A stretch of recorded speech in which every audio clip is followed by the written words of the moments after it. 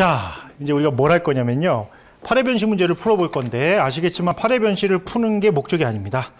이제 거의 처음이자 마지막으로 우리가 이제 7회 하고 그러니까 6회까지 하고 7, 8, 9를 18, 17 모의고사 푼다고 그랬잖아요.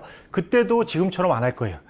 그때도 제가 그냥 설명드리고 빨리빨리 쟁점만 보고 기록을 같이 보면서 여기서 뭐가 중요한지 보고 같이 답안지 읽고 이렇게 넘어갈 건데 오늘 이제 처음이자 마지막으로 실제로 여러분들이 시험 문제 8의 변시 문제, 이제 9의 변시라고 해보자고요. 그걸 볼 때 어떻게 우리가 하는지 앞 페이지부터 한 번씩 해보자고요. 처음이자 마지막입니다. 초안을 잡는데 1시간이 든다고 했기 때문에 계획대로라면 지금 이제 8시라 치고 9시 전에 이게 끝나야 돼요. 모르겠어요, 될지는. 자, 한번 해보자고요. 근데 이 시험 문제가 너무너무 낯선 분은 없죠? 그래도 대략적으로 다 구경은 하신 거잖아요. 어떤 청구인지 제가 말로 잠깐 말씀드릴까요? 우선, 말로 말씀드리면 안 되는데. 어차피 한 페이지 볼 건데, 다 아는 거니까 그러면 우리 다 솔직히 알잖아요. 아니까 그냥 대충 말씀드리면 이거 이제 우리 주인공이 이름이 좀 촌스럽던데 뭐죠? 맞아요. 맨날 교과서에 나오는 김갑동이죠. 김갑동이라는 분이 땅을 하나 사죠. 사직동에 있는 땅을. 근데 이 땅을 파신 분이 아마 죽었을걸요. 돌아가시고 상속인이 배우자 한 명, 아들인지 딸인지 한 명, 이렇게 둘이 남아요. 그래서 이분이 이제 돌아가신 분은 돌아가셨으니까 청구할 수가 없고 그 상속인들을 상대로 소유권 이전 등기 청구하고 토지 인도 청구를 했는데 문제는 이분이 돈을 다 주셨어요. 이 돈이 매매대금이 9억이 넘는데 그걸 다 주셨습니다. 근데 마지막 잔금을 좀 특이하게 줬어요. 그 땅에 설정된 그 저당권자한테 바로 쏴줬어요. 우리 매도인이 부탁해서. 그게 이제 단축된 급부의 법리거든요. 어쨌든 돈을 다 줬어요. 돈을 다 줬으면 등기 넘겨주고 토지 인도해주고 해야 되는데 아무것도 안 하고 돌아가셨단 말이에요. 심지어 상속인들은 못 주겠다 이러고 있어요. 왜냐하면 계약이 해제됐대요. 저는 아직까지도 왜 해지됐다고 주장하는지 모르겠어요. 아무튼 그러고 있고 문제는 그 땅이 되게 지저분한 땅이란 말이에요. 그 위에 건물도 있고 근저당도 있고 이래서 건물도 부수고 근저당도 말소시키고 이렇게 해야 됩니다. 근데 우리 김갑동 씨께서 돈을 빌린 적이 없기 때문에 본인이 직접 말소를 할 수는 없어요. 근저당 설정 계약자도 아니고 땅 소유자도 아니고 하니까 대위할 수밖에 없어요. 그렇죠? 돌아가신 분을 대위해서, 정확히 얘기하면 상속인들을 대위해서 근저당을 지워달라고 해야 됩니다. 근데 이제 근저당권자 이름이 최권자인데요. 이분이 또 못 지우겠다고 하죠. 왜냐하면 돈을 다 못 받았대요. 돈을 다 줬는데 왜 못 받았냐 했더니 다른 채무에 충당됐다는 주장을 하고 있습니다. 그게 맞는지 봐야 돼요. 그래서 다른 채무에 충당돼서 실제로 피담보 채무가 다 안 지워졌다면 지급받은 다음 말소하라는 선이행 청구를 해야 되고 다 줬다면 단순 말소 청구를 하면 되겠죠. 그것도 이제 따져봐야 되고 그 다음에 이제 이 김갑동 씨께서 누구한테 돈을 빌려줬어요. 1억인 것 같은데요. 이름이 이중양인지 모르겠어요. 하여튼 1억을 빌려줬는데 안 갚아가지고요. 지급명령 신청해서 확정까지 받았어요. 그분이 이중양이한테 채권이 있다는 거는 의문의 여지가 없어요. 근데 이중양이가 가진 재산이 딴 게 없죠. 그분도 누구한테 전 칠순지, 전 청순지한테 채권이 하나 있어요. 그래서 그거를 지금 가져오고 싶어요. 그래서 전부명령까지 신청해서 아마 전부명령도 확정이 됐을걸요. 그럼 이제 그 다음 스텝은 전부금 청구예요. 전부명령까지 받았으니까. 그래서 전부금 청구를 하려고 했더니 이상한 소리 하죠. 채권이 다른 사람한테 양도됐으니 비전부 채권이 없는 거 아니냐 이런 주장을 합니다. 그 항변은 이제 판단을 해봐야 될 거예요. 거기까지도 좋은데 그 다음에 이제 이분이 전 칠순지 전 청순지 이분이 자기 유일한 부동산을 누구한테 넘기지 않나요? 그게 이제 매매 예약에 의한 가등기로 넘어가는 거죠. 아직 본등기까지는 치진 않았지만 본등기 치지 않아도 매매 예약도 사행위가 될 수 있어요. 그래서 가등기를 지우고 싶은데 그 가등기가 한번 부기등기로 또 넘어가죠. 그래서 실제로 가등기 명의인을 상대로 가등기 말소를 구해야 됩니다. 마지막은 이제 임대차인데요. 이제 어디 있는 건물인지 모르겠네요. 주택 같았는데 아파트였던 것 같아요. 그거를 이제 임대해 줬는데 임차인이 차임을 안 내죠. 확실한 건 2번 안 내다가 그다음부터 쭉 안 내는데요. 확실한 건 2기 이상은 확실히 안 냈어요. 계약 해지 사유가 되고 계약 해지하고 목적물 인도 청구를 하려고 했더니 차임을 까지 마라 이런 소리를 하는 것 같아요. 거기 판단까지 하면 되죠. 그런 스토리잖아요. 다 한번 이렇게 좀 들어봤던 거잖아요. 그렇게 떠올린 상태에서 실제로 문제를 푼다면 어떻게 할지 한번 봅시다. 좀 지겨울 수도 있어요. 근데 처음이자 마지막이라는 걸 한번 생각해 보세요. 그럼 우리 지겹지 않습니다. 자, 이제 딱 이제 여러분들 내년 1월 며칠이에요. 확정은 안 됐지만 1월 10 며칠쯤 되겠죠. 추워요 지금. 그리고 이제 이게 기록 시험이니까 하루 어제 쉬시고 이제 오늘 선택형 보시고 오후 아니에요, 맞죠? 그래서 이제 딱 앉아서 배를 올렸고요. 다 들어오라고 그래서 들어왔습니다. 그래서 이제 앞에 문제부터 주고 메모 용지도 나눠주죠, 색지. 예, 그걸 뭐 쓰시던 말던 그걸 뭐 접어서 쓰시는 분들도 있더라고요. 좀 크잖아요. 그 옆에 있고 펜도 있고. 자, 이제 시작 벨이 울렸어요. 그러면 뭐 넘기겠죠. 예, 문제 보세요. 문제 답지부터 보시는 분들은 없겠죠. 예, 문제 보면 1페이지에 저는 페이지가 맞죠. 문제 이렇게 시작되는 게 1페이지 맞죠. 예, 그래서 문제 이렇게 보시면 우리가 이제 실전에서 이제 기출문제를 좀 풀다 보면 여기 뭐 이렇게 스킵하겠죠. 그래도 눈으로라도 한번 보셔야 돼요. 특이한 게 있나. 한번 보셔야 됩니다. 그냥 넘기면 안 돼요. 이거 보는데 1분도 안 걸려요. 1페이지 보시면 자, 1번 소재 기일은 이제 2020년 1월 11일이고요. 여러분들은 무조건 소촉법 이제 연 12%입니다. 이제 소촉법 15%는 머릿속에서 지우세요. 여러분들 시험은 무조건 2020년에 기준으로 하기 때문에 12%입니다. 그 다음에 쭉 내려오시면 5번입니다. 5번에 굵은 글씨로 하이라이트가 돼 있죠. 네, 금전지급 청구할 때 소장 부분 송달일까지의 이자는 청구하지 말래요. 그러니까 소촉법만 고려하라는 겁니다. 좀 편하죠. 소촉법만, 이자는 그냥 소촉법만. 사실 이게 어디서 의미가 있냐면 우리가 이제 전부금 청구 할 때 원래 전부금 청구의 이자는 정부명령이 그 송달된 날부터 받을 수 있어요. 확정돼야 효력이 있지만 시점은 소급하거든요. 근데 그걸 하지 말래요. 그냥 소촉법만 붙이랍니다. 그다음에 6번은 너무 당연한 말인데 다시 한번 읽어보세요. 이론이니까. 그렇죠?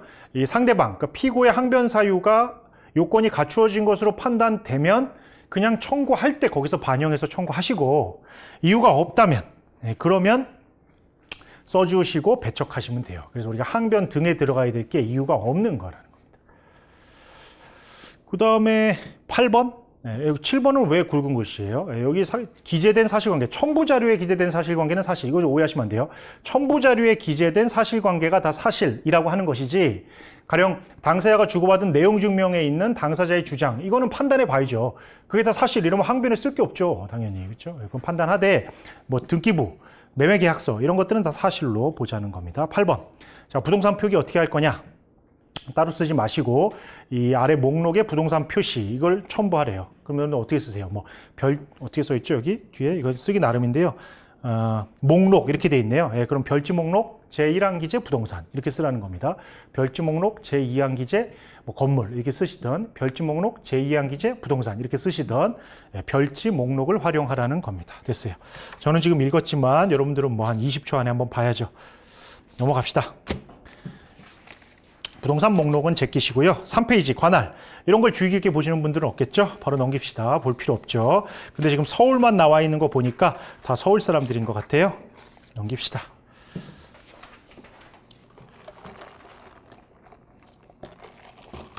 혹시 관할에서 뭐 헷갈릴 만한 게 있나요? 사는 동네? 예. 저는 이제 중앙, 동부, 남부, 북부, 서부를 맨날 다니니까 다 외우거든요. 근데 여러분들 혹시 헷갈리는 만한 게 뭐 있죠? 종로도 중앙인데 여기 나와 있네요. 뭐 하여튼 이렇게 넘기시고 자 이제 4페이지에 가시면 이제 이겁니다. 이거 의뢰인의 상담일지 이게 이 기록 전체에서 제일 중요하다고 생각하시고요. 2번 읽는다 이렇게 마음 편하게 생각하세요. 2번 읽으세요. 괜찮아요.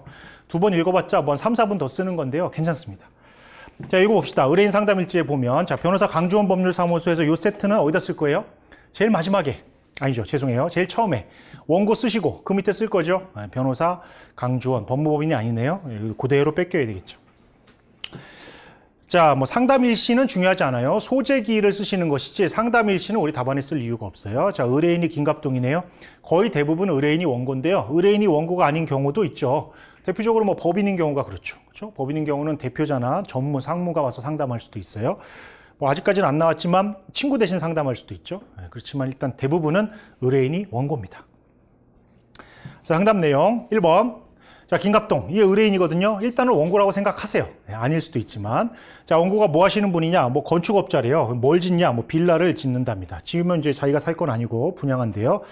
자, 김갑동이 이제 여기서부터 문제가 시작됩니다. 김갑동이 이을수로부터 사직동 토지를 매수하였답니다. 그럼 이제 매매입니다. 매매. 우리가 이제 10개의 기본 이론을 배운다고 했죠. 그 중에 1번 이론이 매매. 그럼 이제 매매에 관한 지식들이 머릿속에서 펼쳐져야 됩니다.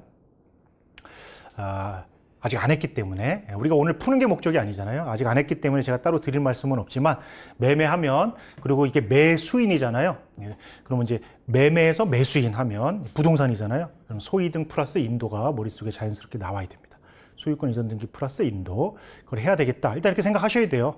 매수인이잖아요. 매수인. 그렇죠? 그런데 이을수가 죽었답니다. 그럼 당연히 이제 피고는 상속인들이 되겠다. 이렇게 생각하셔야죠. 상속인들을 찾으시면 되겠죠.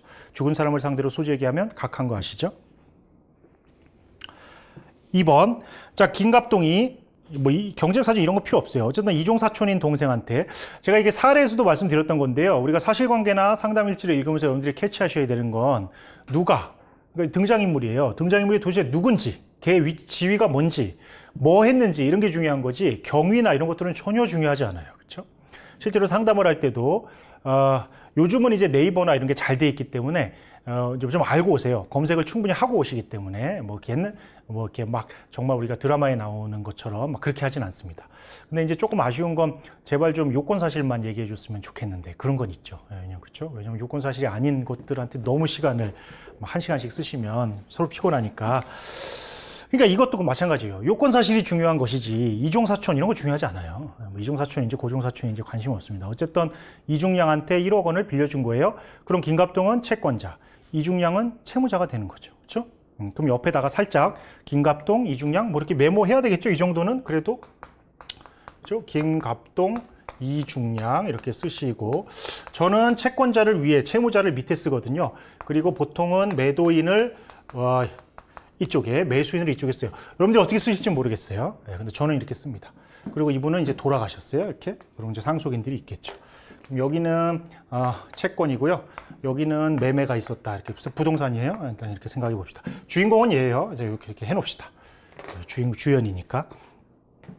자, 뭐 이 상태입니다. 자, 빌려줬대요. 빌려줬으면 돈을 받아야 될 텐데 이중양이 돈을 갚지 않자. 이중양의 정철수군요. 정철수에 대한 채권에 대해서 전부 명령을 받았답니다. 여기까지. 그러면 이중양의 정철수에 대한 채권이라고 하면 정철수가 이중양의 채무자니까 이렇게 라인을 맞출 수 있을 거예요. 저는 채권자를 위에 채무자를 밑에 세로로 그리니까요. 뭘 받았다고요? 압류 및 전부 명령을 받았다고요. 이제 그럼 여러분들 머릿속에서는요. 압류 및 전부 명령을 받으면 이 전부 명령을 복사해가지고 내용 증명으로 김갑동이가 정철수한테 보내요. 돈 달라고. 내가 전부 명령 받았으니까 네가 나한테 돈을 갚아라.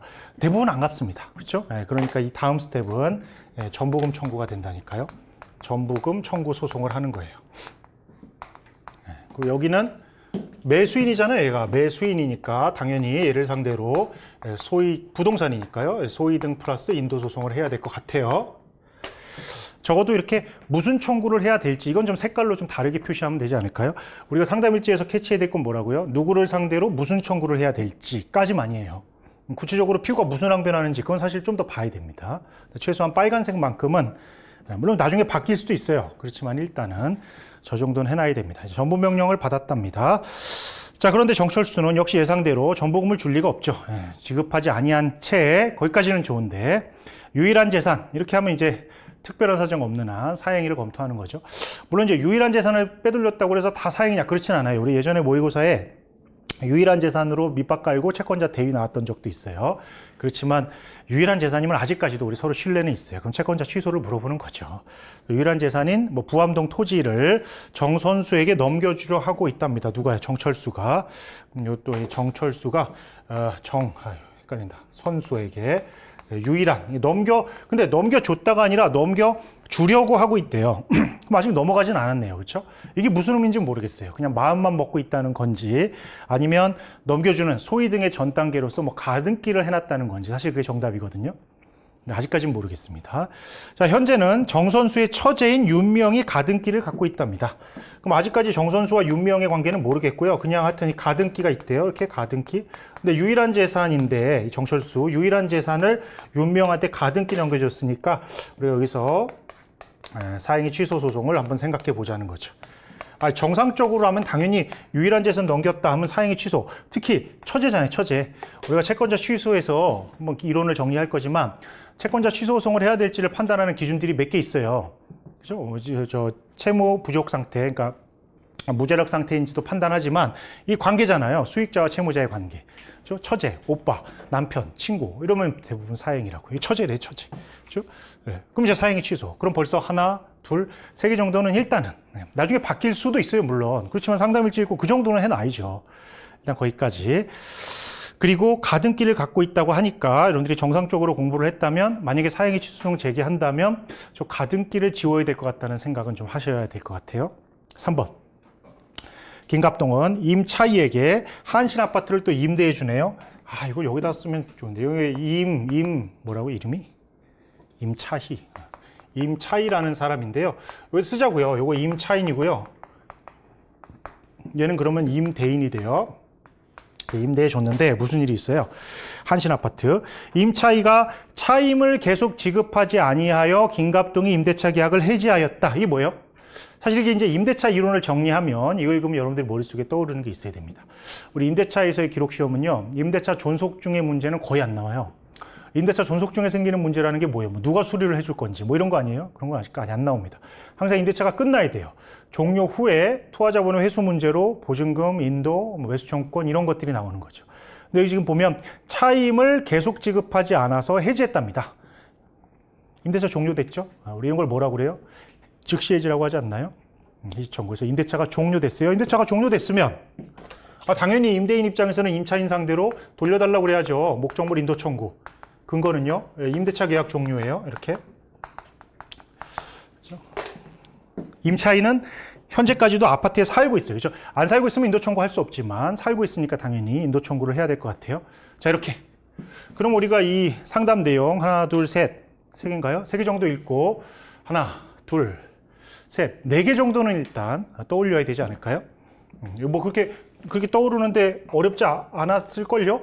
물론 우리 아직 이론이 안 정리돼 있지만 김갑동이 매수인이잖아요, 부동산에. 그럼 당연히 매도인 상대로 이거 해야 되고요. 기본이에요. 그 다음에 임대인이잖아요. 그리고 임대차 종료됐잖아요. 그럼 당연히 임차인 상대로 이거 해야 되고요. 그 다음에 얘 상대로 압류 전부 명령을 가지고 있다면서요. 근데 전부금 안 준다면서요. 그럼 당연히 이거 해야죠. 그 다음에 얘한테는 전부금 채권을 갖고 있는 채권자잖아요. 근데 유일한 재산을 빼돌렸다면서요. 이거 해야죠. 그렇죠?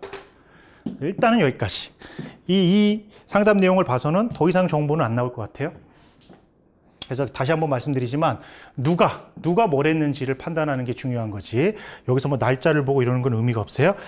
사건 관계인의 주장. 오늘 시험에도 이렇게만 나와주면 우리가 항변을 좀 주고 있는 거거든요. 자, 봅시다. 망 이을수에 죽었다고 그랬죠. 이제 그 뒤에 이름이 나오네요. 배우자가 있어요. 이름이 뭐 박영희 이정숙의 딸이군요. 박영희 이정숙. 이분들은 이을수의 상속인들이에요. 이을수의 상속인이라는 게 중요한 게 아니라 얘네 매도인이랍니다. 매도인. 이렇게 생각하시면 돼요. 매도인. 그렇죠? 그래서 매도인에 대해서 할 수 있는 청구는 이제부터 다 박영희 이정숙한테 할 겁니다. 근데 이게 상속이기 때문에 당연히 여러분들 머릿속에는 이게 그려져야 되겠죠. 그렇죠?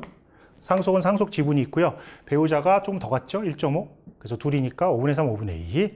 예. 그럼 이제 여러분들은 이제 이 을수에 대한 청구는 찢어가지고 박영희에 대해서는 5분의 3, 이정숙에 대해서는 5분의 2만큼 청구를 해야 될 거예요.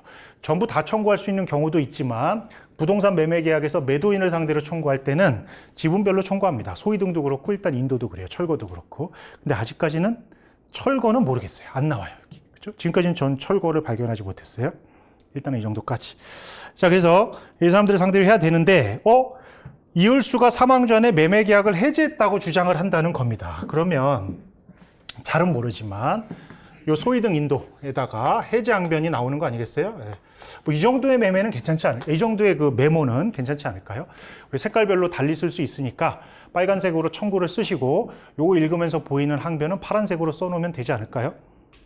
그래서 소위등 플러스 인도 청구할 때 피고 상속인들이 아마 해지 항변을 할 것 같아요. 요즘 그러잖아요.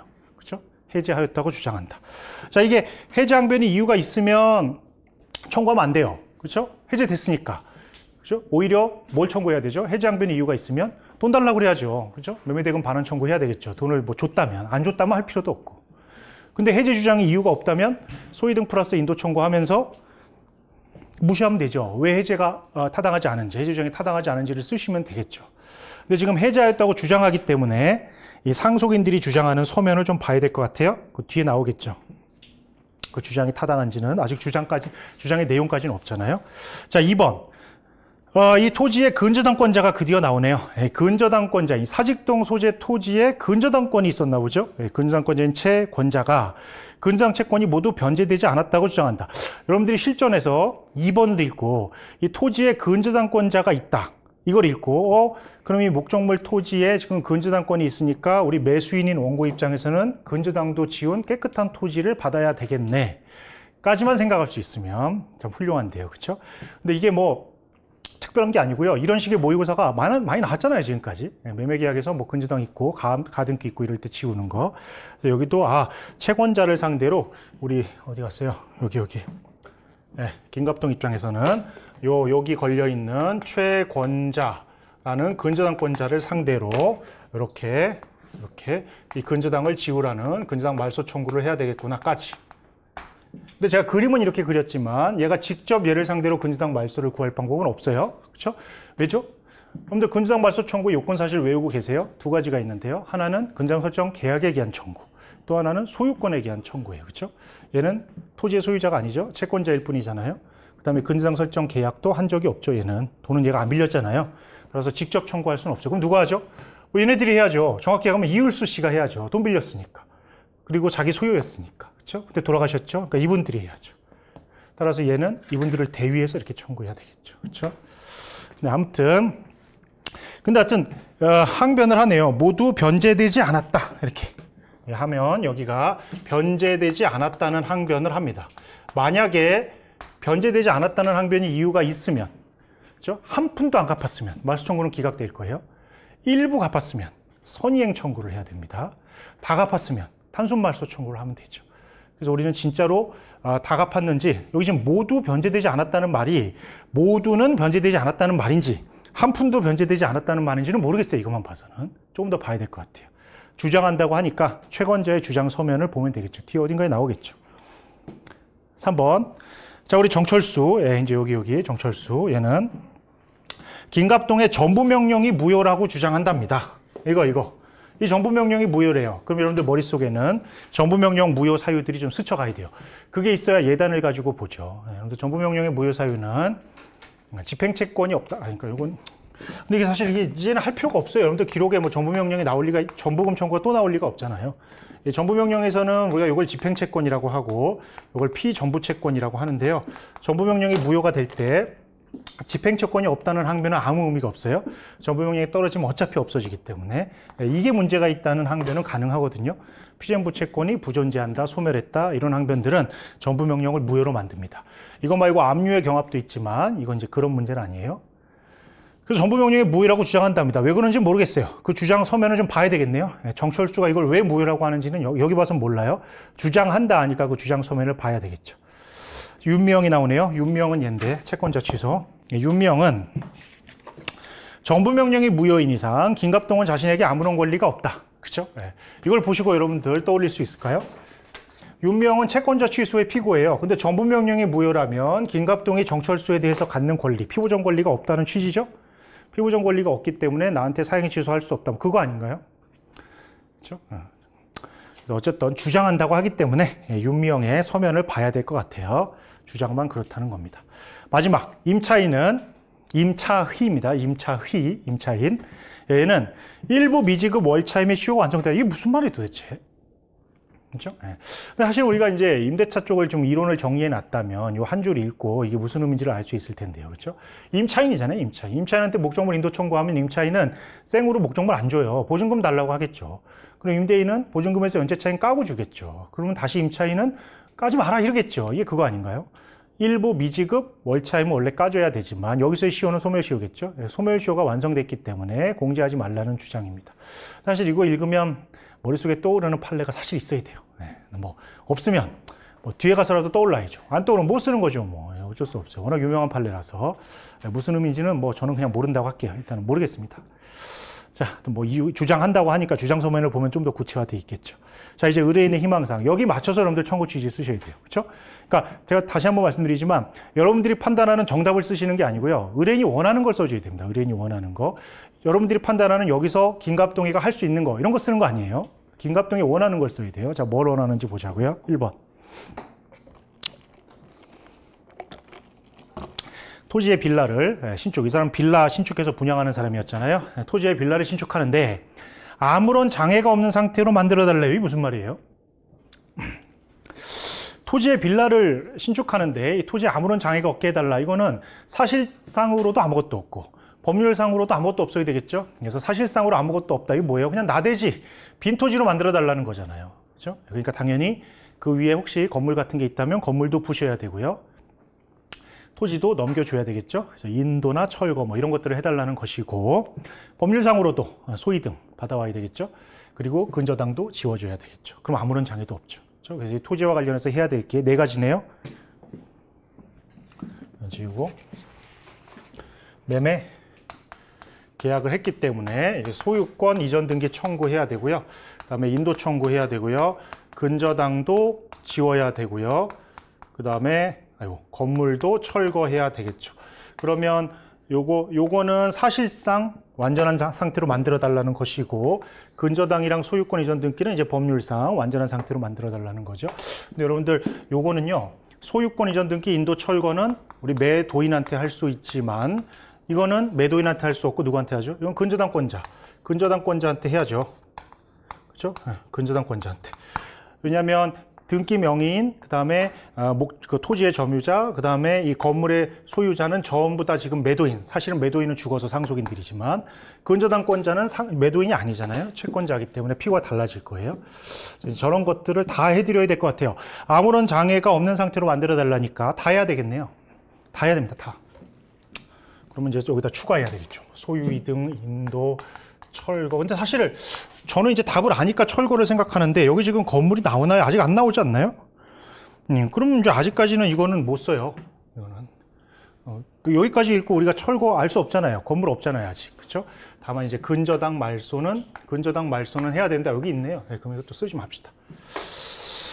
자, 그런데 상속인들을 상대로 금전 청구를 하고 싶지 않대요. 이게 무슨 의미죠? 상속인들을 상대로, 정확히 얘기하면 이을수를 상대로 돈 달라고 하지는 말랍니다. 이을수를 상대로 돈 달라고 하지는 마라. 여러 가지 생각이 스쳐가는데요. 어떤 생각이 드세요? 우선 첫 번째, 이 계약 그냥 해지하고 들어간 돈 매매대금 반환 청구하지 말라. 안 할 거예요. 왜냐하면 지금 토지에 빌라를 신축하는데 장애가 없는 상태로 만들어달라는데 계약을 해지해버리면 토지가 없잖아요. 그러니까 그런 청구는 안 할 거고. 그 다음에 인도 청구 관련해서 이 토지를 지금 이을수, 저 그냥 편하게 이을수라고 할게요. 사실은 상속인들이에요. 이을수가 아직 인도를 안 해주고 있잖아요. 근데 만약에 우리가 매매대금을 다 줬다면, 그럼 이을수는 매매대금도 받고 토지도 갖고 있어요. 이러면 이제 587조에 따라서 돈을 줘야 되거든요. 사용이익을. 그건 하지 말라는 취지 같긴 한데 잘 모르겠습니다. 아직까지는 이것만 봐서는. 일단 하여튼 금전 청구는 하지 말라니까 우리 상속인들 영이 이정숙을 상대로 돈 달라는 청구는 하면 안 될 것 같아요. 2번 이중양, 정철수, 정철수 중에서 누구로부터든 대여금 채권을 지급받고 싶대요. 여러분들 근데 이중양을 선택하면 안 되죠. 왜냐하면 이중양에 대해서는 아니죠. 아직까지는 모르죠. 자꾸 저는 이제 이미 스토리를 아니까 자꾸 뒤에가 생각나네요. 우리 이중양을 상대로 지급명령 청구해서 확정받았다는 내용이 없죠, 여기는? 그럼 아직까지 이것만 봐서는 그러면 혹시 1억 빌려줬다고 하니까 이중양을 상대로 1억 원에 대한 대여금 청구를 해야 되나 이런 고민이 들 수도 있어요. 그런데 이미 정부명령이 나왔다는 것으로 봐서 이건 없어지거든요. 그렇죠? 따라서 이중양을 상대로는 어차피 할 수 없을 것 같지 않나요? 정부명령이 떨어지면 이 집행채권은 소멸한다니까요. 그래서 김갑동은 이중양에 대한 채권이 없어요. 정부명령이 확정돼서 받았으니까. 따라서 어차피 이중양을 상대로는 할 수 없을 거고 정철수를 상대로 해야 됩니다. 뭐 한다고요? 전부금 청구할 거라니까요. 전부금 청구. 그렇죠? 전부명령. 그래서 전부명령의 기본을 알고 계시면 뭐 그렇게 고민하지 않을 것 같은데 하여튼 그래서 정철수를 상대로 전부금 청구해서 대여금 채권을 받으면 되겠다까지. 그럼 내가 전부금 청구 빨간색 해놓은 건 뭐 괜찮은 것 같아요. 그렇죠? 우리 아까 여기 정철수의 전부명령 무효 항변을 빠뜨렸네요. 전부명령이 무효라는 항변. 왜 무효라고 하는지는 좀 이따 봅시다. 여기도 똑같아요. 피보전채권이 없다는 항변. 피보전채권 부존재 항변. 이걸 한 번만 더 생각해 보시면 되는데. 네. 어쨌든 그래서 그 다음 또한 김갑동에게 돈을 지급하여야 할 의무가 있는 채무자의 책임 재산을 확보해달라. 김갑동한테 돈을 지급해야 될 채무자는 누구예요? 정철수의 정철수. 이중량은 왜 아니죠? 정부 명령 받으면 이거 없어진다니까요. 따라서 정철수의 책임 재산을 확보해 달래요. 근데 정철수는 윤미영한테 뭔가 빼돌렸거든요. 그럼 사행위 취소하라는 말이죠. 그렇죠? 사행위 취소해서 오케이, 이거 잘 잡은 것 같아요. 정선수? 예, 정선수인데 예, 완전히 빈털털이니까 소송을 하지 말아 달래요. 알았어요. 안 할 거예요. 윤미영 상대로 할 거예요. 정선수는 지금 뭘 해야 될지도 모르겠어요. 아직. 3번. 임차인들부터 예, 인도받고 싶다. 맞아요. 그래서 우리 인도 청구했죠. 김갑동이 임차에게 보증금을 반환해야 한다면 이건 무슨 말이죠? 원래 임대인은요 목적물 반환 청구할 때 보증금 반환해야 돼요. 보증금을 반환하지 않아도 되는 경우는 이미 연체차임으로 보증금이 다 소진됐거나 보증금 없이 임대했을 경우뿐이겠죠. 근데 그런 게 아니라면 반환해야 될 거예요. 반환할 때 미지급 차임은 모두 공제한 다음에 반환할 겁니다. 맞아요. 그렇지, 뭐 의뢰인이 희망하지 않아도 당연히 그렇게 할 겁니다. 그래서 미지급 차임은 공제하고 반환할 건데요. 이미 우리 아시겠지만 얘는 항변 하나 뭐라고 그러죠? 뭐 공제하지 말라는 뭐 이상한 얘기 하는 것 같은데요. 일단은 체크만 해놓읍시다. 상담일지를 읽으면 뭐 더 이상 뭐 정보를 캘 수는 없어요. 그죠? 저 일부러 뒤에 알고 있는 내용 그냥 모른다고 머릿속에서 노력했거든요. 모른다, 그냥 나는 진짜 모른다라고 생각했는데 이 정도, 이 빨간색이랑 파란색 동그라미 정도는 캐치했으면 좋겠는데요. 그러면 각각의 청구마다 일단 항변이 하나씩 딸려 있는 것 같아요. 그렇죠? 이제 그 다음에 할 일은 뭐냐면 진짜로 이렇게 제대로 잡았는지를 계속 확인하는 겁니다. 그래서 우선 틀을 확실히 해야 되기 때문에 당사자끼리 주고받은 서면을 보자고요. 일단은 딴 거 제끼시고 일단 스킵하시고, 근데 나는 정 불안하다, 나는 앞에서부터 한 장 한 장 꼼꼼하게 봐야 마음이 편하다라고 하시면 뭐 어쩔 수 없죠. 그건 어쩔 수 없어요. 근데 효율성을 생각하면 항상 틀을 잡고 좀 디테일한 걸 보고, 우리 이게 맞지 않나요? 디테일해서 이렇게 하면 좀 불편하잖아요. 그래서 그런 겁니다. 어차피 40페이지밖에 안 되는 기록이기 때문에 시험 볼 때 여러분들 그거 쓰실 거잖아요. 그 뭐죠? 엄지손가락에 그 끼는 그거 쓰실 거죠? 그거 써야죠. 이거 침 바를 수는 없잖아요. 그때. 그렇죠? 그거 쓸 거잖아요. 그거 쓰면 이거 넘기는 거 이거 뭐 2초도 안 걸립니다. 2초도. 이렇게 넘기면 되잖아요. 그렇죠? 왜 그러시죠? 안 쓰나요? 근데 시험 볼 때 그냥 맨몸으로 가나요? 이거 못 써요? 쓰죠? 그거 쓸 수 있어요. 잠깐만요. 제가 좀 착각했나요? 근데 이거 못 써요? 골목? 시험장에서? 안 쓰셨나요? 한 번도? 그럼 이거 침 발라서 넘겼나요? 지금까지? 아, 그래요? 침 바르시면 안 될 텐데. 제가 보여드리고 싶은데요. 차에 있네요. 왜 그러죠? 낯설게? 잠깐만요. 제가 잘못했나요? 내일 보여드릴게요. 왜 그러시죠? 그러니까 이제 뭐 우리 이제 여러분들 내년부터 주구장창 쓸 거 아닌가요? 책상에 항상 그게 필수품이잖아요. 이렇게 파란색 촌스러운 거 있어요. 근데 이게 펜시점 가면 이제 여성분들을 보시면 이쁜 게 있습니다. 투명한 거, 티 안 나는 거. 손가락도 대중소가 있어요. 쓰시면 되는데, 그럼 이거 너무 쉽게 넘어가죠. 이렇게 할 수는 없잖아요, 우리가. 자, 아무튼 12페이지. 바로 일단 12페이지로 가자고요. 자, 이게 이제 내용 증명이에요. 그래서 이름은 중요하지 않아요. 중요한 건 누가 누구한테 보냈는지, 발신인이 중요합니다. 발신인이 누구예요? 이분들이에요, 이분들. 이율수가 보내는 겁니다. 그렇게 생각하시면 돼요. 뭐 이제 원고한테 보냅니다. 무슨 내용이 담겨 있을까요? 상상해 보세요. 항변이 담겨 있겠죠. 그렇죠? 이 사람들이 하는 얘기잖아요. 이 사람들의 주장이 항변이잖아요. 무슨 항변을 했느냐? 우리 이미 예단을 갖고 있어요. 뭐 했죠? 해제. 도대체 무슨 사유로 해제 주장을 하는지를 보자고요. 자, 뭐 40년 가까이 이런 것들은 안 읽을 수는 없지만 눈으로 그냥 읽고 갑시다. 행복하게 사셨겠죠. 근데 갑자기 돌아가셨고 무섭답니다. 자, 두 번째 단락을 보시면, 자, 남편이 한 일을 잘 알고 있지는 않지만 여러 가지 서류를 가지고 물어보니까, 자, 소유권을 이전해 줄 필요가 없다고 합니다. 지금 소위 등 청구 못 해주겠다 이러고 있어요. 이게 뭐 항변인지 부인인지는 아직까지는 모르겠는데 우리 이미 예단을 갖고 있다니까요. 해제 항변. 그러니까 어떤 해제 항변을 하는지만 보면 돼요. 간단히 말씀드린답니다. 자, 봅시다. 김갑동 씨 원고예요. 남편으로부터 사직동 땅을 샀다고 하면서 등기를 넘겨달라고 하는데요. 이전 등기 서류를 드리려고 했는데 김갑동 씨가 받아가지 않아서 남편이 해제했답니다. 이거네요. 이제 드디어 나왔어요, 주장이. 자, 해제 주장했던 이유가 이거네요. 서류를 제공했는데 네가 받지 않았다. 그러니까 해제한다. 당황스럽죠? 왜냐면 우리 지금 원고는 매수인이에요. 매수인의 의무는요, 매매계약에서 돈 내는 겁니다. 돈. 매매대금 지급 의무잖아요. 근데 매매대금을 다 줬는지는 사실 아직 잘 모르겠어요. 이것만 봐서는. 근데 만약에 다 안 줬다면 이 사람들이 당연히 매매대금 안 줬으니까 해지합니다. 뭐 이러겠죠. 근데 그게 아니라 서류를 줬는데 네가 받아가지 않았으니까 해지한다. 평소에 사례 공부하시면서 매수인이 소위등 서류를 받아가지 않아서 매도인이 계약 해지하는 사유를 본 적이 있나요? 저는 못 봤는데요. 저는 못 봤어요.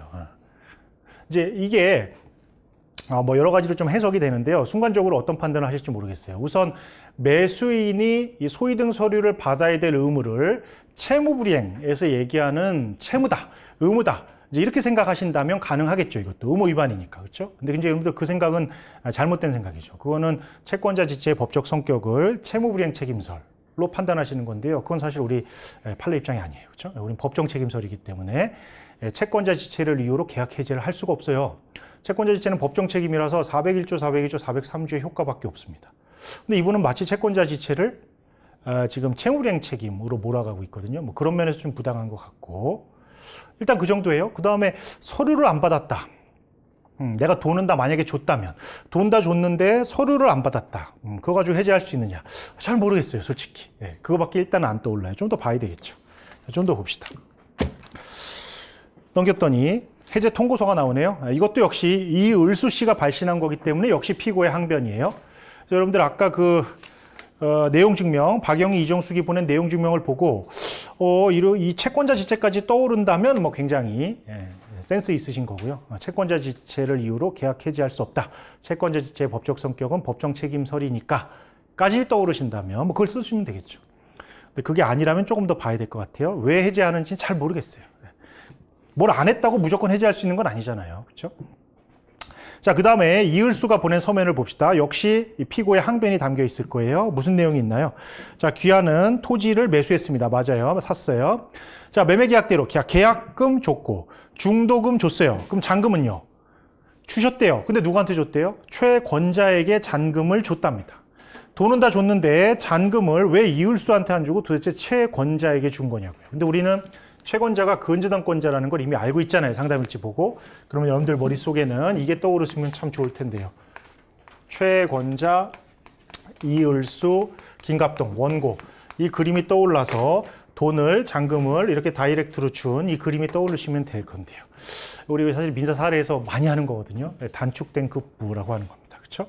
원래는 잔금을 이렇게 주고 이을수는 채권자한테 이렇게 갚고 이렇게 해야 되는데 한 방에 가는 거죠. 근데 이렇게 한 방에 가도 우리 판례가 이 단축된 급부는 원고의 이을수에 대한 급부, 이을수의 채권자에 대한 급부를 한 방에 간 거. 두 가지 성격을 다 갖고 있다고 보는 거죠. 그래서 왜 이게 망가져도 부당이득 아니다. 이렇게 보는 판례잖아요. 그렇죠? 어쨌든 지금 원고가 이을수한테 매매대금을 다 준 거예요. 지금 다 줬어요. 매매대금을 다 줬대요. 매매대금을 다 줬다면 자기 의무를 다 한 거거든요. 지금. 근데 무슨 시비를 거냐면 저는 계약대로 소유권 이전하여 드리기 위해서 소위 등에 필요한 서류를 맡겨뒀고 가져가시라고 연락드렸습니다. 사실 맞아요. 이 정도면 이행 제공입니다. 소위 등에 관련된 서류는요. 직접 꼭 안 갖다 줘도 돼요. 이렇게 공인중개사 사무실에 맡겨놓고 가져가라고 전화하면 이행 제공은 맞죠. 근데 이제 이행 제공을 했는데 귀하가 서류를 받아가서 등기했다면 그러면 전혀 지장을 드리지 않고 사직동 토지 위에 있던 건물도 철거해 드릴 수 있었을 겁니다. 여기 지금 건물도 있었나 봐요. 이제 처음 나오네요. 잠깐만요. 근데 왜 내가 등기를 해야 건물을 철거할 수 있죠? 건물은 그냥 부수면 되는 거 아니에요? 무슨 말인지 모르겠어요. 그러니까 계속 이제 좀 이게 좀 그런 거 있어요. 제가 이 문제를 처음 보는 게 아니에요. 여러분도 그렇죠. 답을 알고 있어요, 사실. 그러니까 자꾸 얘 말에 자꾸 태클을 걸게 되는데요. 그런 거 다 빼고 우리 실전에서 처음 본다고 하더라도 돈을 다 줬는데 내가 계약을 해제 당할 수 있는지는 좀 의문이에요. 그렇죠? 매수인이 돈을 다 줬는데 계약을 해제한다고요? 제때 줬는데? 그건 좀 이상하거든요. 계속 그런 의문은 물음표는 생겨요. 어쨌든 건물을 철거해 드릴 수 있었을 겁니다. 그러니까 아직 철거하지 않았나 봐요. 그런데 짜증난다 뭐 그런 말이고요. 자, 협조해 주시지 않고 있기 때문에 매매계약을 역시 해지한답니다. 똑같은 내용이네요. 매매계약을 특별한 내용은 없어요. 저는 혹시 해제 사유로 뭐 새로운 내용을 주장하는가 보다 했는데 똑같은 내용이네요. 등기 서류 안 받아가서 해지한다 뭐 그거잖아요. 자, 그럼 여러분들 판단하시면 돼요. 등기 서류 안 받아가서 해지한다는 이 주장이 타당한지 그것만 이제 판단하면 됩니다. 새로운 항변은 없잖아요. 그냥 해지 항변 하나만 있어요. 그렇죠? 그래서 이제 이 정도 읽으면 이 해제 항변의 내용이 사실은 잡히거든요. 여기다 살짝 이렇게 써놓으면 되겠죠. 등기 서류를 받아가지 않았다는 이유예요. 등기 서류 X하니까 좀 애매하네요. 등기 서류를 수령해 가지 않았다는 이유로 매매 계약을 해지한답니다. 이게 타당한지를 판단해 줘야 돼요. 이게 답이잖아요, 지금. 그렇죠? 판단이 되나요? 채권자 지체를 떠올리시면 좋고, 매수인은 매매대금만 주면 되지 무슨 서류 협조하는 의무까지 있냐, 그렇게 쓰시면 되지 않을까요? 또 뭐 있나요? 주고받은 서면. 사실확인서가 있네요. 사실확인서는 항상 이제 서면을 볼 때는 누가 썼는지가 제일 중요합니다. 누가 썼는지가 중요해요. 발신인이 중요해요. 이건 누가 썼죠? 발신인은 위에 없고 제일 마지막에 보니까 공인중개사가 썼네요. 뭘 쓴 거예요, 도대체? 읽어보니까 공인중개사, 나는 공인중개사인데 이을수가 우리 사무소 와가지고 소유권 이전 등기 절차에 필요한 여러 가지 서류를 가지고 왔다. 그래서 김갑동에게 전화를 걸어서 가져가라 요청했는데 안 왔다는 거죠. 똑같은 내용이죠. 그래서 결국 이을수의 주장을 좀 지지하는 증거로 사실확인서를 낸 것 같아요. 근데 그 4번 보니까 이런 말이 있네요. 두 번째 줄, 김갑동이 현 상태에서는 토지의 소유권을 이전받는 것이 무의미하다, 이렇게 답변했답니다. 이거를 읽고 좀 이렇게 힌트로 캐치해내면 참 좋을 텐데요. 그렇죠? 김갑동이 원고잖아요.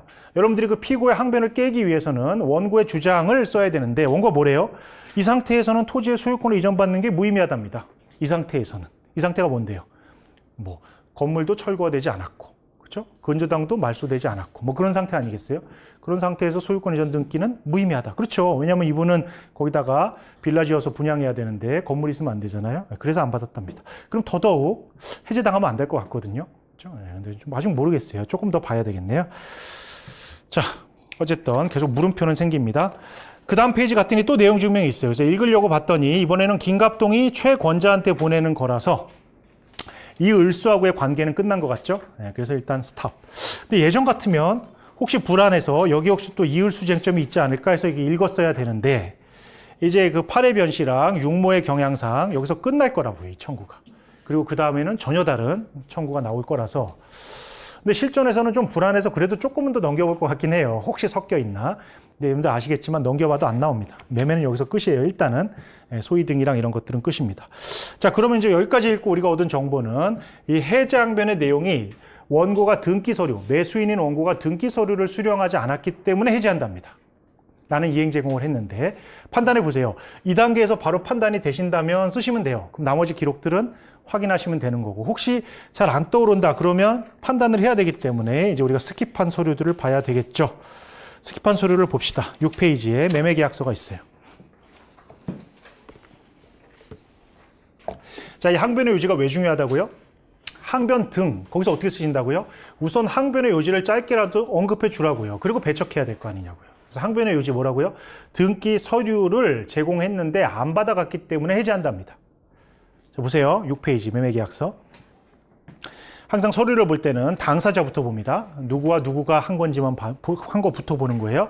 자, 이건 역시 이을수와 김갑동이 사고 팔고, 우리 맞아요. 김갑동, 이을수. 우리 원고가 매수인입니다. 봤더니 매매대금은 9억이 넘고요. 2조. 등기 인도 보이죠? 등기 동그라미, 인도 동그라미 맨날 나오는 거고요. 3조. 이것도 부동문자로 인쇄되어 있는 너무 당연한 거예요. 부동산에 설정된 저당권 같은 것들은 다 없애줘야 되겠죠? 완전한 권리를 이전해라. 4조. 이건 뭐 해약금 해제인데 여기서 지금 피고가 해약금 해제를 주장하는 건 아니기 때문에, 원고도 계약이 해제되는 걸 원하는 건 아니기 때문에 의미가 없어요. 특약사항으로 갑시다. 자, 잔금은 채권자에게 4억 2천을 송금해라. 맞아요. 아까 우리 보니까 그렇게 실제로 했어요. 채권자한테 왜 쐈죠? 채권자가 우리 매도인인 이을수의 채권자였기 때문에 그래요. 단축된 급부. 자, 2번 매도인 이을수는 잔금을 지급받음과 동시에 근저당권 말소, 단층 건물 철거 이렇게 돼 있네요. 잔금을 지급받음과 동시에 근저당 말소, 건물 철거네요. 이제 확실해졌어요. 그러니까 우리 아까 원고께서 이 상태에서 소위등은 아무 의미가 없다. 맞네요. 그렇죠? 특약사항을 보면 돈 받으면 동시에 근저당 말소하고 건물 철거하라고 돼 있잖아요. 근데 돈은 다 줬잖아요. 4억 2천 아까 줬다면서요. 그러면 이 이을수께서 근저당 말소해주고 건물 철거해줘야지. 그거 안 해주고 갑자기 뭐 소위등 서류만 받아가라고 하면 나 같아도 안 받죠. 그렇죠? 그러니까 지금 우리 김갑동은 잘못이 없어요. 소위등 안 받은 게 정당하지 않나요? 제가 지금 소위등 안 받는 게 정당하다 이렇게 약간 일반인처럼 얘기를 했는데 법적으로 풀어내면 어떻게 되죠? 여기 지금 이을수와 원고 사이의 의무는 뭐예요? 동시행 관계에 있는 의무는 이을수는 돈 주는 거고요. 죄송해요. 김갑동은 돈 주는 거고요. 이을수는 수익권 이전 등기, 인도, 근저당 발소, 철거가 동시잖아요. 동시. 근데 지금 동시 했어요? 안 했죠. 자기 의무에 이행 제공을 안 했는데 어떻게 상대방 의무에 이행 지체를 도내요? 위법성이 없어요. 김갑동이 안 한 건 위법성이 없어요. 동시행 관계니까. 그렇죠? 따라서 계약 해제를 할 수가 없습니다. 글 쓰면 되겠네요. 이제 확실해졌어요. 저 어떻게 깨죠? 첫 번째, 채권자 지체에서 법정 책임설에 따르면 수령 의무 안 했다고 계약 해제할 수 없다를 써주셔도 좋고, 그게 안 떠오른다면 계약서를 보니까 우리 이을수의 의무는 등기, 인도, 근저당 발소, 건물 철거까지인데 그런 거 안 하고 등기만 넘겼다. 그거 안 받은 건 위법성이 없다. 위법성이 없으니까 지체가 아니고 해제되지 않는다. 뭐 이렇게 쓰면 되지 않을까요? 아무튼 그래서 결론을 내릴 수 있었습니다. 그래서 바로 쓰시면 안 되겠죠? 그래도 조금 더 봐야 되니까 7페이지. 보긴 다 봐야 돼요. 우리 40페이지밖에 안 되지만 그렇다고 그러니까 상담일지와 당사자가 주고받은 서면이 중요하다고 해서 뭘 스킵하라는 건 아니에요. 결과적으로는 다 봐야 돼요. 순서만 바꾸자는 거지. 등기부 봅시다. 등기부 7페이지. 우리 지금 토지 샀어요. 그러니까 토지 등기 부분은 중요하겠죠? 보니까 등기부를 보실 때는 갑구에는 소유자 관계, 을구에는 제한물권이 나오잖아요. 갑구에 보니까 이 토지가 이을수 토지가 맞아요. 아직 원고 앞으로 등기가 돼 있지 않네요. 그렇죠? 네, 당연히 등기 받아야 될 거고요. 이분이 돌아가셨는데 상속 등기는 아직 안 돼 있는 것 같죠? 그냥 이을수 이름으로 남아 있네요. 그러면 이 사람들을 상대로 이전 등기 청구할 수 없나요? 있죠. 그렇죠? 있어요, 있어. 이게 뭐 등기 말소 이런 게 아니잖아요. 등기 말소는 등기 명의인을 상대로 하지만 이전 등기 청구는 꼭 이런 사람들 명의인을 상대로 안 해도 되잖아요. 그냥 해주면 돼요. 얘네들은 상속인이니까. 을구, 근저당권 아까 말씀드린 대로 최권자가 보이네요. 이거를 지워야죠. 이거를. 그렇죠? 근데 아직 안 지운 상태네요. 그렇죠? 이거 언제 발급했죠? 발행일이 2018년 제일 밑에 오른쪽 밑에 2018년 12월 1일에 발행을 했는데요. 아직까지 이을수 명의로 남아있고 근저당도 남아있네요. 그렇죠? 다 지워야 됩니다. 등기 넘겨줘야 되고 8페이지 가니까 건물이 있네요. 이 건물을 부셔야 될 텐데 갑구에 보시니까 역시 이을수 소유의 건물입니다. 아니 이을수 소유의 건물이니까 얘네들은 못 부수는 거 아닌가요? 상속인이라니까요. 상속이니까 부술 수 있어요. 등기는요 그냥 외관이에요. 외관. 상속은 이을수가 심장이 그러니까 맥박정지설이니까 심장이 멈추는 순간 얘네들한테 5분의 3, 5분의 2로 내려가잖아요. 등기는요 외관에 불과하죠. 이 토지는요 이제 이분들 거고요. 이 건물도 이분들 거예요. 상속되니까. 그렇죠? 당연히 할 수 있어요. 9페이지 가시니까 진짜로 상속인이 이분들밖에 없는지를 확인해야 되겠죠. 가족관계증명서 같은 거, 기본증명서 이런 것들은 다 상속에서나 나오는 거죠. 그래서 보니까 이을수 본인인데요. 죽었죠? 사망. 가족상을 보니까 부, 모, 배우자, 자녀가 있네요. 상속 어떻게 되죠? 직계비속 배우자가 1순위잖아요. 그래서 배우자와 직계비속 자녀한테 갑니다. 부모는 돌아가셨지만 살아계셨어도 글로 안 가요. 직계존속은 2순위예요. 그래서 배우자와 자녀가 어떻게 갔죠? 1.5대 1이니까 5분의 3, 5분의 2로 갔죠. 그렇죠? 그래서 배우자 하나, 자식 하나, 이러면 5분의 3, 5분의 2. 배우자 하나, 자식 둘, 7분의 3, 7분의 2, 7분의 2. 배우자 하나, 자식 셋, 9분의 3, 9분의 2, 9분의 2, 9분의 2 이렇게. 그 다음은 11. 뭐 이렇게 가는 거잖아요. 그렇죠? 네.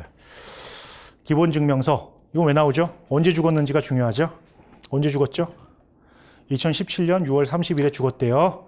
계약 체결한 다음에 돌아가셨어요. 그 전에 돌아가셨다면 좀 이상하죠? 죽은 사람이랑 계약한 거니까. 근데 그 이후에 돌아가셨답니다. 여기까지 봐야 또 있나요? 11페이지 무통장 입금증. 여기까지는 봐야 되겠네요. 무통장 입금증. 이건 뭐예요? 누가 누구한테 쐈다는 거예요? 우리 원고가 최권자한테 얼마 쐈죠? 4억 2천. 이건 뭐 우리 아까 확인했던 거네요. 그죠? 오케이. 그러니까 이 서류들은 새로운 정보를 캐낼 수도 있지만 우리가 확인한 것들, 이렇게 알고 있는 것들 계속 확인하는 겁니다. 그죠? 그러면 이제 끝났어요. 여기. 그러면 이제 다 할 수 있어요. 여러분들 그럼 요 청구는 이제 사실 지금 펜 들어도 됩니다. 그러면 이제 청구원인 단계에서 다만 이제 매매계약 체결에서의 요건 사실은 쓰셔야 되겠죠. 그리고 지금 매도인이 죽었기 때문에 상속받았다는 내용도 쓰셔야 될 거예요. 그리고 나서 항변에서는 이거 안 받았다고 해지 항변하는데 이런저런 이유로 부당하다 이렇게 쓰시면 되죠. 그럼 끝났어요. 그럼 소결로 가면 됩니다. 자, 여기까지 일단 하나. 그러면 다시 몇 페이지까지 봤죠? 16페이지로 가야 되겠네요. 그렇죠?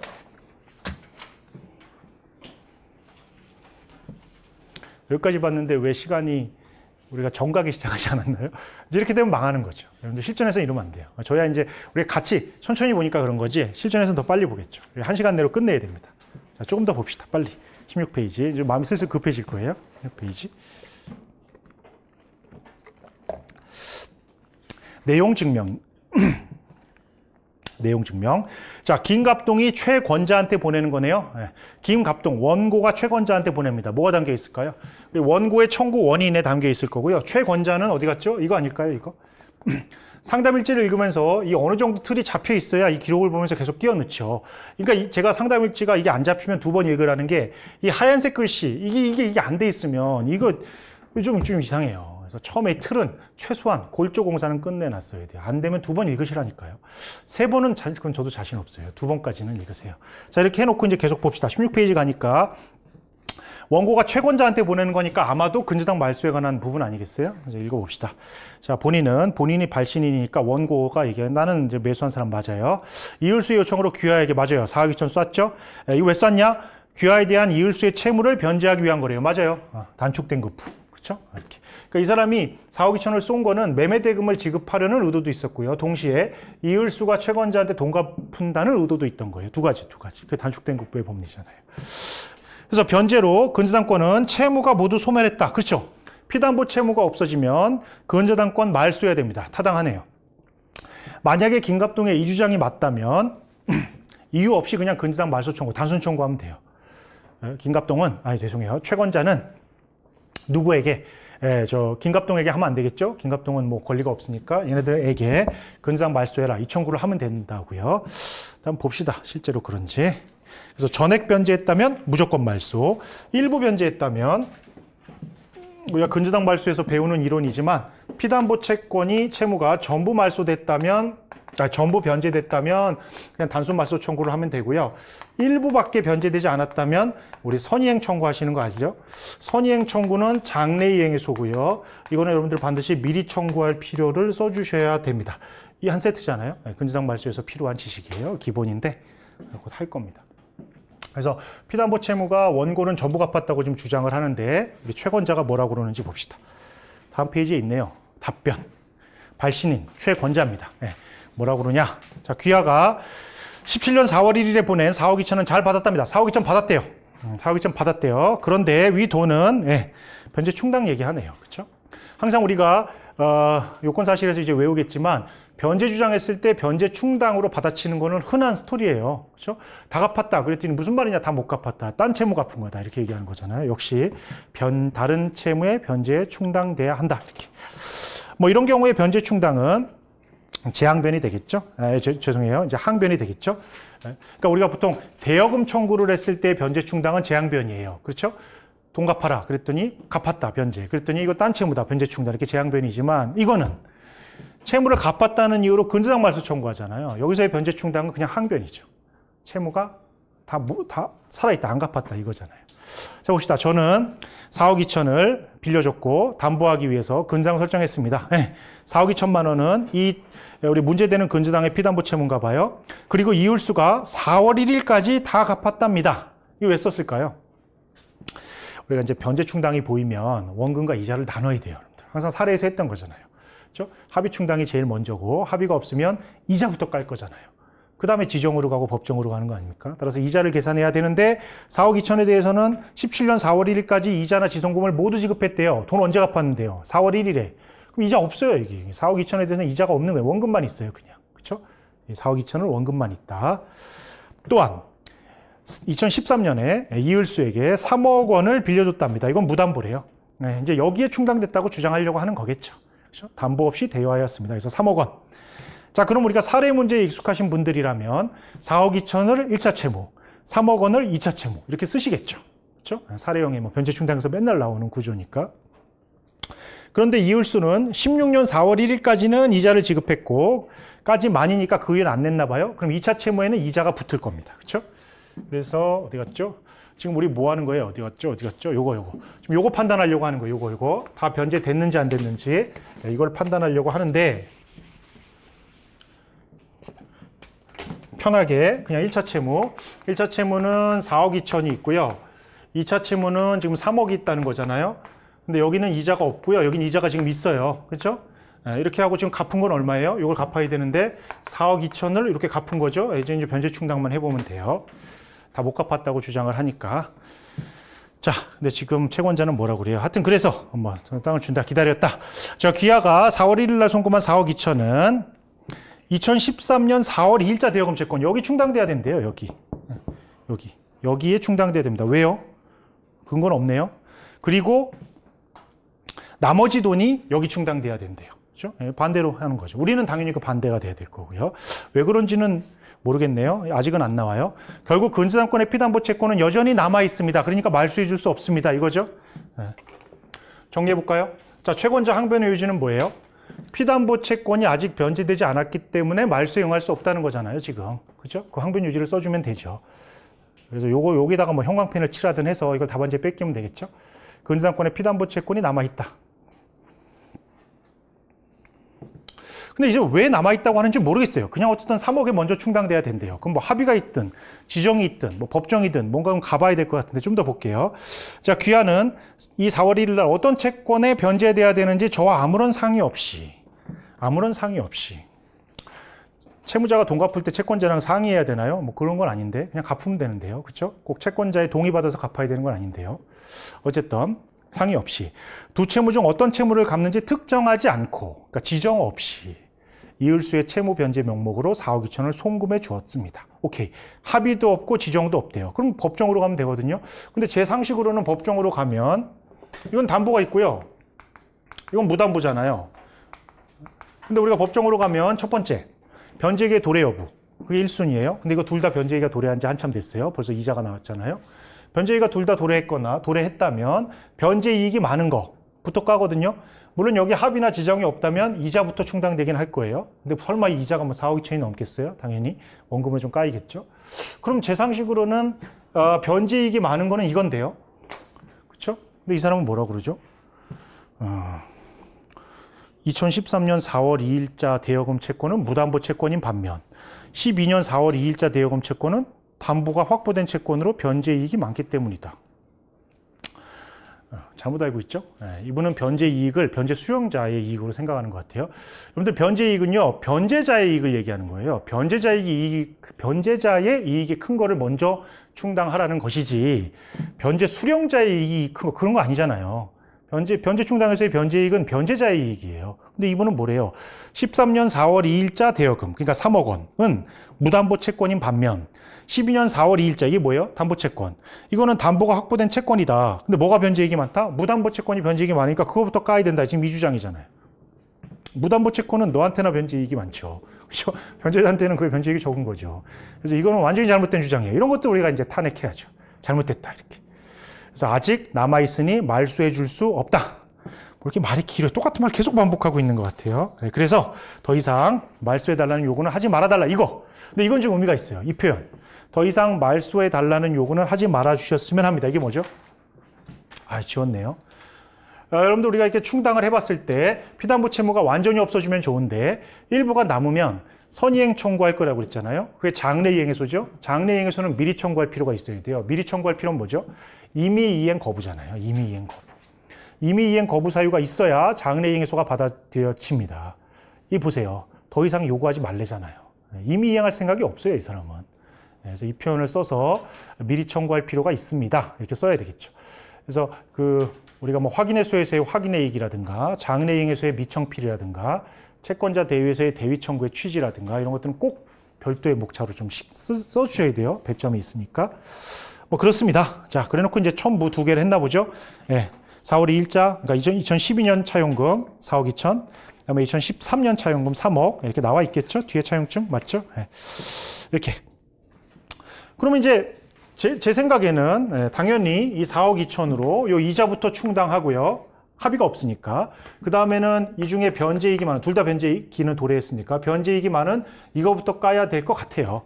그러면 이제 얼마가 남습니다. 그 계산은 이따가 답안지에서 할 건데요. 뭐 한 1,500인가가 남아요. 그럼 그거를 이분들이 5분의 3, 5분의 2로 이분한테 주면 그럼 이제 말소해 주게 돼요. 정확히 얘기하면 지급받은 다음 말소하게 되는 구조로 가는 거거든요. 이 계산을 이제 답안지 열심히 써주셔야 되죠. 왜요? 제가 아까 말씀드렸잖아요. 피고의 주장 중에 이유가 있는 거는 청구 원인 단계에서 고려가 된다니까요. 그걸 우리가 그냥 무시하고 하면 일부 승소, 일부 인용 돼서 오답이 돼요, 오답이. 여러분들 근저당 말소 청구할 때 얼마가 남아있는지를 변제 충당 계산을 좀 해주셔야 됩니다. 그래서 우리가 이걸 그 책에도 있는데요. 우리가 그 산수를 보여줘야 되는 경우가 몇 군데 있어요. 그 중에 하나죠, 변제 충당. 변제 충당, 상계 충당은 산수를 좀 해줘야 됩니다. 제가 이거 계산을 안 할게요. 이 이자가 얼마 좀 남아요. 그럼 4억 2천으로 합의는 없잖아요, 지금. 그럼 이제 합의가 없으면 항상 이자, 비용이자, 이자부터 까고 원본을 까요. 그래서 이거부터 없앱니다. 그럼 4억 2천에서 이거 없애면 금액이 얼마 남아요. 그 다음에는 법정 지정이 없다면 법정 충당으로 가는데요. 법정 충당은 변제기에 도래 여부가 1번이고요. 둘 다 변제기가 지금처럼 도래했다면 변제 이익이 많은 것부터 까는데 충당하는데 변제 이익은 변제자의 이익이거든요. 이게 만약에 그러니까 하면 1,500이 남는다고요. 근데 이제 한 가지 의문은 과연 여기 지정이 없다고 볼 거냐는 문제는 좀 있어요. 저는 지정이 있다고 생각하는 사람이에요, 아직도. 근데 이 문제는 고민하지 않으셔도 되는 게 지정 충당으로 풀든 법정 충당으로 풀든 답이 똑같아요. 그렇죠? 저는 아직도 최소한 묵시적 지정은 있다고 보여져요. 그렇죠? 여러분들 뭐 긴갑동이 미치지 않고서야 4억 2천을 왜 갚아요? 피담보채 뭐 근저당 없애려고 갚는 거죠. 더군다나 시켰잖아요. 채권자 갖다 주라고 4억 2천. 그럼 지정이지 그 지정이 없다고 볼 수 있나요? 잘 모르겠어요. 근데 하여튼 결론은 달라지지 않아요. 지정으로 보든 뭐 법정으로 가든 그런 말입니다. 자, 이렇게 하면 여기 요거 항변 요지하고요. 요 배척 사유를 우리가 답안지에 쓸 수 있습니다. 요거. 그렇죠? 피고는 다 안 갚았다. 채무가 완제되지 않았다는 이유로 근저당 말소 이용하지 않고 있고요. 그 항변은 잘못됐어요. 왜냐하면 피고가 주장하는 변제 충당은 법리에 맞지 않아요. 법정 충당의 법리에도 맞지 않고 여러분들 묵시적 지정을 쓰시는 건 여러분들 자유인데 그거 안 쓰셔도 법정 충당의 순서에 맞지 않습니다. 그래서 해보면 1,500이 남아요. 그걸 900, 600으로 나눠서 쓰시면 됩니다. 그럼 됐죠? 이제 이렇게 하면 이제 5분이 남아요. 만약에 실전에서 이렇게 했는데 5분이 남았다. 그러면 이제 선택을 하셔야 됩니다. 제 생각에 일단 펜을 듣는 게 맞아요. 왜냐하면 잘못하다가 진짜 메모를 내는 수가 있어요. 그래서 이렇게 했는데 1시간이 남았다. 그러면 시간을 좀 더 15분 정도를 더 쓰세요. 그 대신 15분 딱 지나잖아요. 그럼 무조건 펜을 들어야 돼요. 뒤에를 날리더라도. 아마 제 생각에는 우리가 이렇게 얘기를 하면서 했기 때문에 오버된 거지. 아무튼 실전에서는 이렇게 오버될 리가 없어요. 쉬어야 될 것 같아요. 잠깐만요. 1시간이 돼버렸습니다. 잠깐 쉬었다가 또 하죠.